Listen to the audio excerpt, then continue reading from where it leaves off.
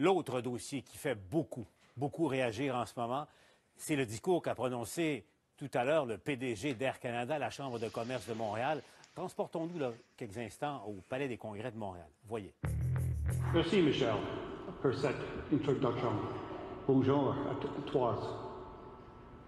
C'est un grand plaisir d'être ici aujourd'hui pour vous parler d'Air Canada.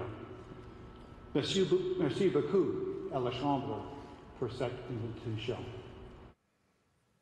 Une phrase au début de son discours, quelques mots à la fin de son discours. Le PDG d'Air Canada, Michael Rousseau, donc, a fait son discours en anglais et en anglais uniquement à Montréal. Je vais aller à Paris tout de suite pour avoir la réaction de Mathieu. Donc, c'était annoncé. Bon, d'abord, qu'est-ce que tu penses de ça? Là? Il y a eu quelques mots en français, hein? Enfin. Ah, un accommodement raisonnable pour les francophones. Bonjour, je voudrais dire merci. Bon, et ensuite on passe en anglais. Comment dire, c'est fondamentalement, c'est structurellement insultant que de voir un homme qui manifestement considère que le français est optionnel dans une des grandes compagnies pan-canadiennes et devant un public québécois, un public montréalais. Donc, il se contente des phrases d'apparat, un accommodement raisonnable linguistique pour les francophones qui tiennent encore à se faire dire bonjour. Mais sur le fond des choses, c'est méprisant. Puis quand on voit l'autre scène, je ne sais pas si on va la montrer, Absolument. son échange avec Zappa. Ouais. Alors, ça, c'est quand même, pour le dire poliment, dégueulasse. Pour le dire avec un terme technique, ça m'a mis, vous me permettrez d'être grossier, en tabarnak. Oh! Entendre c'est odieux. Venant d'un Parisien, ça choque encore plus. Non, mais c'est odieux. Entendre le bonhomme dire, ça fait 14 ans que je suis à Montréal, j'ai jamais senti le besoin d'apprendre le français. D'ailleurs, c'est pas nécessaire. N'est-ce pas un signe de la beauté de cette ville qu'on peut y vivre parfaitement sans parler français? Mais c'est nous cracher au visage. C'est nous cracher au visage en disant, vous, les Québécois, vous savez, vous êtes optionnels chez vous. Puis je veux même pas prendre la peine d'apprendre votre langue. Puis là, l'attaché de presse qui cherche à contrôler la scène puis qui n'en est pas capable, qui trouve le moyen en plus de mal parler en disant, il a déjà adressé la question. Alors, c'est une catastrophe intégrale. Il y a quand même des limites à nous cracher au visage à répétition. Ça nous vient d'Air Canada. Monsieur, dans les circonstances, c'est le nouveau, finalement. On se souvient de cet homme de l'époque, je pense, du CN, dans les années 60, qui avait dit, il n'y a pas assez de francophones pour nommer des francophones compétents à la direction du CN. C'était quoi son nom déjà? Je perds son nom au moment où je veux le dire. Mais globalement, c'est le retour du bon vieux Speak White. Merci beaucoup, c'est apprécié. Je parviens pas à comprendre comment, devant cela, on peut se dire, on reste dans ce pays-là. Bon, ça, c'est une autre question. Mais ce que Mathieu relate, au fond, on va le voir ensemble. Je vous explique. M. Rousseau a fait son discours uniquement en anglais. Ensuite, il y avait un petit point de presse impromptu. Et puis, Pierre-Olivier Zappa de l'émission À vos affaires était là, veillait au grain. Et il y a eu, voyons, ce petit échange avec le PDG d'Air Canada. Comment fait-on pour vivre à Montréal pendant plus de 14 ans et parler un français qui est très approximatif? Can you redo that in English? Because I want to make sure I understand your question before I respond to it. Je préfère que votre attaché traduise. Je pense qu'il a adressé la question de la langue un petit peu plus tôt aussi dans son allocution. Alors, si on peut passer à d'autres questions. How can you live in Montreal without speaking French? Is it easy? I've been able to live in Montreal without speaking French. And I think that's a testament to the city of Montreal as well. Merci beaucoup. On va passer à d'autres questions, s'il vous plaît. Non, mais écoute, ce qui est aberrant quand même, là, c'est ce qu'il y a de plus choquant. C'est qu'il n'est pas un PDG... Tu sais, c'est pas genre le PDG d'American Airlines là, qui a déménagé d'Atlanta à Montréal il y a 6 mois. Pour sauver l'entreprise. Pour sauver l'entreprise. Il y a 14 ans, 14-15 ans qu'il vit à Montréal. Ça fait 14 ans qu'il habite ici. Ça l'a tellement pas intéressé qu'il est même pas capable de lire phonétiquement les petites phrases qu'on a écrites en français. Sauf, moi, là, j'habite à Ottawa, des ministres qui parlent pas français, là, ça fait 20 ans que j'en couvre, puis généralement, ils trouvent une façon de faire semblant de parler bilingue, puis de la lire, leurs petites phrases en français. Lui, il est même pas capable de faire ça. Ça fait 14 ans qu'il habite ici, puis il n'est même pas capable de comprendre une question en français. Je veux dire, après ça, là, toi, tu es hôtesse de l'air chez Air Canada, là. Vas-tu sentir que tu as une pression dans la vie de parler français aux passagers sur le vol Montréal-Paris? Ou Montréal-Vancouver? Non. Pourquoi elle apprendrait le français? Pourquoi elle devrait faire un effort pour apprendre le français si le PDG, il vient de consacrer que c'est beautiful de vivre en anglais à Montréal. Moi, ce que j'ai de la misère à comprendre cette semaine avec cette histoire-là, c'est comment l'équipe autour du PDG a pu penser que c'était une bonne idée de l'envoyer sur une tribune à la Chambre de commerce de Montréal quand, il y a un an, on nous disait que son français était fonctionnel. Moi, j'ai travaillé avec des politiciens anglophones avec qui j'ai montré à parler français, pratiqué avec eux dans tous les coins du Québec. Et moi, ce que j'ai vu tout à l'heure de M. Rousseau, c'est pas un français qui est fonctionnel. Là. Un français fonctionnel, tu es capable de lire ces phrases-là puis qu'on le comprenne. Là, j'étais là, j'écoutais, j'essayais de comprendre. Et je peux pas croire que la phrase qu'il a dit à notre collègue Pierre-Olivier Zappa, que c'était la ligne de communication travaillée pour essayer de se sortir du pétrin des derniers jours. Là. Et c'est ça qui est un petit peu décourageant de penser ça. Et M. Rousseau, on va s'entendre, je ne sais pas si ça existe, mais il n'y aura pas le prix Nobel de la francophonie en 2021. Là. En même temps, Mathieu... Il y a de la famille francophone, hein? Son nom de famille. Il y a de la famille francophone. Son nom de famille, c'est pas... Non, mais il y a de la famille francophone. Il aime le français, puis mais il n'y a pas le temps de s'y intéresser. Il aime le français. Il aurait pu nous le dire tantôt qu'il aimait le français. Non, mais il n'y a pas le temps de s'y intéresser, là, parce que là, il faut sauver Air Canada maintenant. Mais là, il faut dire des choses... J'y reviens, je ne veux pas avoir l'air obsédé. On se fiche de nous. On se fiche de nous. Faut-tu... On est devant un Anglais des années 50 à Montréal, un Rhodésien fier de lui, qui nous dit « Vous êtes optionnels, mes amis, dans votre pays. Votre culture est optionnelle. Votre langue est optionnelle. Et puis quand vous me demandez de parler français, même votre question, pourriez-vous la traduire parce que je ne la comprends pas? Le domestique, pourrais-tu parler dans la langue du maître? S'il te plaît, speak white. » C'est ça la scène qu'on a devant soi. C'est grave ce qui s'est passé là, mais cela dit, c'est pas surprenant. Quand la gouverneure générale n'a pas à parler français, quand plusieurs ministres fédéraux n'ont pas à parler français, c'est une tendance lourde qui se dégage ici. Le français est de plus en plus optionnel au Canada. On constate qu'il est même optionnel au Québec. Oui, et c'est là que ça serait intéressant de voir les ministres fédéraux, M. Trudeau, qu'est-ce qu'ils vont dire par rapport à ça. M. Rodriguez avait déjà tweeté au cours des derniers jours là-dessus. C'est un peu... la gouverneure générale est quand même une langue anglophone, là. Et beaucoup de politiciens à Ottawa n'ont pas dit grand-chose. Même le Bloc québécois était plutôt tranquille là-dessus, donc disant qu'elle allait apprendre. C'est Mme Petitpas-Taylor qui est maintenant ministre responsable. Maintenant, c'est Mme Petitpas-Taylor qui est responsable. Oui, mais ce qu'il y a d'extraordinaire, c'est qu'oubliez pas que dans le plan d'action, la base du projet de loi sur les langues officielles que Mélanie Joly a déposé, il y a un droit de travailler en français au Québec. C'est comme ça qu'elle a comme contourné l'histoire de la loi 101. Donc, que les entreprises de juridiction fédérale, les employés ont un droit de parler français. Mais alors, tu fais quoi quand ton PDG parle pas français comme ça et n'y est pas intéressé? Est-ce que tu es obligé de changer de job? Tu es obligé de renoncer à travailler dans le cercle qui a accès au PDG d'Air Canada? Donc, c'est une histoire qui est lourde de conséquences pour Air Canada. Et le siège social, théoriquement, est à Montréal, je le rappelle. Et puis, Air Canada était une société de la couronne, une société publique, a été privatisée, mais dans les conditions, Air Canada est assujetti à la loi sur les langues officielles. Quelles sont les langues officielles au pays? L'anglais et le français. Alors, il y a plusieurs réactions. Là. On va commencer par le président. L'anglais est traduit de l'anglais. Hein. C'est ça la vérité des choses. Bon, alors, le président, le PDG de la Chambre de commerce, Michel Leblanc, c'est lui qui a invité M. Rousseau, sachant, peut-être espérait-il, qu'il parle français ou qu'il apprenne de manière accélérée le français entre le moment de l'invitation et le discours d'aujourd'hui. Réaction de Michel Leblanc. Aujourd'hui, j'ai été surpris de voir que l'allocution comprenait très peu de français et que le président d'Air Canada n'a pas déclaré publiquement que son intention, c'était d'apprendre le français. Et du point de vue de la Chambre, c'est quelque chose qui, pour nous, est important. Les PDG qui dirigent des entreprises majeures au Québec doivent éventuellement être capables de communiquer avec leur environnement. Marc-André? Bien, d'arriver après coup, je pense que ça fait quelques jours qu'on le savait, que c'est dans les médias, qu'on le sait que M. Rousseau n'allait pas faire là un discours 90 en français, 10 en anglais. Là. Fait que les gens de la Chambre de commerce sont un peu surpris. Là. Ça me surprend à mon tour d'arriver après et de dire ça. Peut-être que M. Leblanc pensait aussi, comme nous, que M. Rousseau avait un français qui était fonctionnel, parce que c'est ce qu'on s'est fait dire à sa nomination. Mais clairement, là, sur le côté fonctionnel de la langue française, là, on est loin d'une réussite. Le ministre responsable à Québec, là, M. Jolin Barrette, a réagi. Vous allez voir sur son compte Twitter. Donc, le grand patron d'Air Canada exprime tout ce que nous avons rejeté il y a des décennies. Il rejoint un peu tes propos, Mathieu. Le mépris pour notre langue et notre culture chez nous au Québec. Ces propos sont indignes des fonctions qu'il occupe. Emmanuel, il va loin, Jolin Barrette.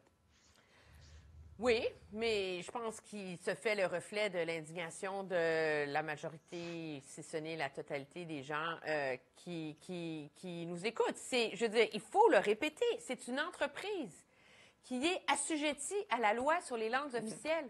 On l'a nommé en nous disant qu'il avait un français fonctionnel. Et là, donc c'était une condition. Et là, il arrive, et non seulement depuis sa nomination, il n'a pas fait l'effort, il n'a pas fait l'effort de pratiquer 2 petites phrases pour les dire de manière intelligible. Et on se rend compte qu'il n'a pas, il comprend pas. Je veux dire, mais voilà. Il s'en fout. Pierre-Olivier, il lui a pas demandé la théorie de la relativité, là. Comment on vit à Montréal quand on ne parle pas français? Je veux dire, facilement, c'est ça le problème.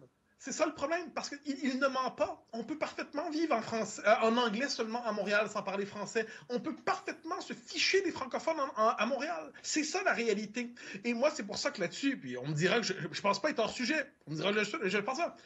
Indépendance. Dans ce pays-là, il y a un lien direct. Il y a un lien direct. Dans ce pays-là, il y a une tendance lourde qui consiste à toujours baisser nos attentes par rapport au français, par rapport à notre propre langue. On ne demandait pas grand-chose. On demandait un petit paragraphe poli. Puis le petit paragraphe poli, on ne l'a pas eu, puis on a eu droit ensuite aux insultes en disant « Pourriez-vous, s'il vous plaît, poser la question en anglais? Speak white, s'il vous plaît. Le domestique doit parler la langue du maître. » C'est ça qui s'est passé. Donc, si on ne voit pas le lien direct, un instant, le lien direct entre notre statut politique, le fait qu'on est dans un pays qui fondamentalement marginalise le français et marginalise le français désormais à Montréal, si on ne voit pas le lien qui entre ça et ça, mais on va continuer de chouiner en disant on n'est pas heureux de ce qui se passe en ce moment, mais on n'accepte pas de contester le cadre qui fait en sorte qu'on est condamné à la dépossession linguistique chez nous. Ne bougez pas, on poursuit le débat dans un instant à la juste, vous le voulez. Juste revenir éclore sur le discours uniquement en anglais, pourquoi pas, du président. Quelqu'un m'écrit, Mathieu, je te pose la question. Mathieu, est-il vraiment fâché ou c'est juste pour alimenter sa cause souverainiste qu'il tient ses propos? On parle pas, là! On va remettre des 25 sous dans ma machine! La question est fascinante. Si vous faire cracher au visage ne vous fâche pas, c'est que vous manquez d'orgueil, d'humilité et de décence. C'est tout à fait sincère, croyez-moi. J'aime pas me faire cracher au visage. J'aime pas qu'on crache au visage du peuple québécois. Puis par ailleurs, je pense que la réaction naturelle devant ça, c'est de se dire il faut changer les conditions structurelles pour que ça n'arrive plus jamais. On appelle ça être un pays chez nous. Le français n'est pas une langue.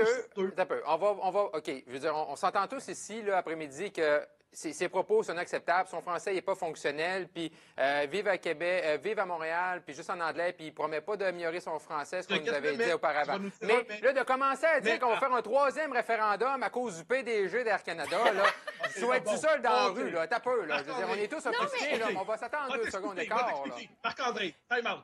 Je vais t'expliquer. Je vais te le dire en français. Time out! Wow! Tu peux pas dire ça, là. Non, mais il est à Paris.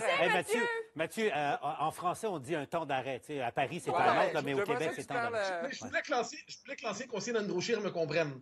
Donc, ce qu'on doit dire là-dessus, c'est que la baisse du poids des francophones au Canada, la baisse du poids des francophones à Montréal, et même à Laval désormais, qui est une extension politique et culturelle du West Island quelquefois, le fait que l'ensemble des fonctions importantes au Canada aujourd'hui, le français soit optionnel. Il y a une tendance lourde qui se dévoile, qui se révèle, qui s'accélère, et ce qu'on a vu avec le PDG d'Air Canada n'est qu'un élément parmi d'autres de cette tendance lourde. Devant ça, je considère que l'indépendance du Québec est la réaction naturelle pour assurer la survie du français. C'est pas en fonction d'une déclaration. Alors, je réponds, mais si vous permettez, je réponds à Pierre qui m'a écrit. Alors, Pierre et Mathieu est effectivement vraiment fâché. La réponse est claire. Rapidement, Emmanuel et Marc-André, là-dessus, vous avez évidemment vos expériences politiques de plusieurs années à Ottawa. Est-ce que c'est un petit tremblement de terre de 3,2 à l'échelle ou ce qui se passe en ce moment et ce que le PDG vient de déclencher comme débat à la joute et partout dans la société au Québec? Vous avez vu les commentaires du ministre de la Justice du Québec. Est-ce qu'il y aura une suite à ça, Emmanuel? Oui, mais le problème, et c'est le problème d'avoir un gouvernement comme celui de la CAQ, c'est que, oui, tout le monde va être indigné, tout le monde va en parler, le ministre Jolin Barrette va se déchirer la chemise, mais il n'y a pas de véhicule en ce moment qui qui est capable d'articuler cette indignation collective et de la transformer en moteur vers la souveraineté. Pourquoi? Parce que l'option politique qu'a offert la CAQ aux Québécois, c'est le meilleur des deux mondes. On reste dans le Canada, mais on fait ce qu'on veut. Et donc, c'est comme une souveraineté light qui se dessine en termes d'institutions et de gouvernance que tente de mettre en place la CAQ. Et pour l'instant, ça satisfait les Québécois. Donc, tant que les Québécois vont se satisfaire de ça, ben, les rêves de Mathieu sur un déclenchement souverainiste dans l'indignation face au mépris n'est pas susceptible de se réaliser. Emmanuel, né pour un petit pain, né pour un petit pouvoir. C'est à peu près ça où on en est aujourd'hui. Né pour une souveraineté light. On retrouve tous nos travers d'antan, mais on les maquille de nouveaux mots. Et c'est ça la vérité des choses. On se fait à croire que dans le Canada, on fait ce qu'on veut. Mais dans la réalité, on voit qu'on fait pas ce qu'on veut. Mathieu, on voit qu'on fait pas ce qu'on veut. Marc-André va ajouter un mot. Pourquoi c'est bien? Ouais. Vas-y. Pourquoi il faut être minoritaire dans un pays où on est minoritaire? Demain matin, Mathieu, on réalise ton rêve. Le Québec est un pays, là. Je veux dire, il y a des gens qui vont vivre à Montréal en anglais, puis ils parleront pas ou peu en français. Ça va arriver, ça, là. Je veux dire, on essaie de le contrôler, on fait des projets de loi pour essayer. Mais la loi 101, tout ça, le projet de loi 96, mais ce que M. Rousseau nous dit, c'est que tu peux vivre à Montréal sans parler français. C'est une réalité. Et comment tu fais ça Comment tu fais ça dans un pays, le Québec, pour corriger ça? Mon cher ami. Il y a plein de façons, là. Écoute. On va le dire dans la langue d'Androchir, on va te faire home run. Donc là, en ces matières-là, quand on contrôle pleinement... Quand on contrôle pleinement le pouvoir, quand on peut fixer pleinement les paramètres linguistiques dans une société... on en a en masse, je veux dire. On a réussi à changer la Constitution avec le projet de loi 96 adopté par la Chambre des communes. Ça donne rien, ça. Voyons. Ça donne rien. Arrête, tu te crois même pas quand tu dis ça. La vérité des choses, c'est quand on est pleinement souverain, on est capable de fixer des paramètres culturels. C'est pas pour rien que le jour où des gens arriveraient ici, ils sauraient que c'est un pays français. Pas un pays où le français est une langue sur deux, puis certainement pas la plus forte. Ça, c'est factuel. Quand les gens arriveraient ici, l'immigration serait francophone. Quand les gens arriveraient ici, les services de l'État seraient en français. Quand les gens arriveraient ici, fondamentalement, notre langue serait, partout à travers le monde, on dirait, on va au Québec, c'est un pays français. Ouais. Et là, je peux déployer tout. Présentement, le mot d'études on va au Québec, c'est en anglais. T'as peu, là. Moi, j'ai fait le tour. J'ai fait le tour partout avec la natation. J'ai fait des Coupes du Monde partout. Puis le monde, il voyait bien que je parlais en anglais avec un accent français. Puis il savait que le Québec, c'est en français. Un immigrant qui immigre au Québec, Emmanuel. Il immigre avant tout au Canada. Et ça, c'est une réalité. Tu ne peux pas reprocher à ces gens-là. Quand ils viennent, ils s'installent au Québec. Ils peuvent choisir le Québec. Mais en termes de démarche émotive, psychologique et d'immigration, ils immigrent au Canada, un pays qui a 2 langues officielles, dont l'anglais, et qui donc permet de s'associer dans un univers mental à une vie anglaise, parce qu'ils ont immigré dans un pays bilingue où l'anglais est une langue officielle et leur rattachement est au Canada, leur pays d'accueil, et non pas, en général, au Québec. Ça vient après des années, une fois qu'ils se sont intégrés et tout le reste. Alors moi, je pense qu'il y a une validité à l'argument que montre Mathieu, mais la réalité, c'est que ces arguments-là, dans le débat public au Québec, demeurent des débats de passionnés de politique comme nous, ou des débats d'experts, ou des débats d'intellectuels, mais ce n'est pas un débat qui interpelle assez la population pour que ça crée une mobilisation en ce moment en faveur d'une recrudescence de la ferveur souverainiste. Avec une nuance, si je peux me permettre. La part manquante dans tout ça, c'est un leadership politique. François Legault a été jusqu'à ses 50 ans environ un souverainiste fervent. Simon-Jeanin Barrette, manifestement, n'est pas loin de prononcer ce beau mot de oui. Manifestement, il y a il y a des convictions nationalistes qui existent dans ce gouvernement-là. Quand on a des réactions comme ça, quand on voit la tendance démographique de fond, quand on voit la tendance linguistique à Montréal, je ne peux pas croire qu'ils ne sont pas nombreux à avoir la même réaction qu'Emmanuel, qui, à ce que j'en sais, n'est pas une membre historique d'un indépendantisme historique au Québec. Bon. Manifestement, on est, bien sûr, on est au seuil d'une conversion ici. Donc là, je crois qu'il y en a... Prends pas tes fantasmes pour la réalité. Donc, non, mais je le sens. Je pense vraiment, ce que l'on voit en ce moment, c'est que si devant ça, je ne parle pas de l'événement Rousseau seulement, mais si devant l'accumulation d'événements, il n'y a pas une forme de réaction de survie, de bon sens, de dignité devant la tendance lourde qui se dégage, c'est qu'il y a quelque chose de brisé dans le ressort québécois. Mais je ne crois pas que le ressort québécois est brisé. La question est de savoir qui va être capable de le porter. Mais tous ces événements-là, accumulés, mis ensemble, les Québécois vont se rappeler qu'en ce pays, ils sont optionnels et maintenant ils sont de trop. Non, mais il n'y en a pas de porteur, Mathieu. Si ça était vrai, là, le PQ serait à 40 là, puis aux dernières nouvelles, il était à 10 Mais c'est plus compliqué que ça. Mais Marc-André, je te pose la question, pour vrai, le jour où on va être rendu 18 de francophones au Canada, tu vas trouver que c'est encore vivable pour le fait français? Parce qu'on se dirige vers ça. D'autres questions. À quel moment tu vas te dire que c'est plus jouable? Vous vous rendez compte, l'état de la discussion, elle ajoute, pas sûr que M. Rousseau était conscient au départ, en prononçant son discours, que ça provoquerait ce genre de réaction. Un mot.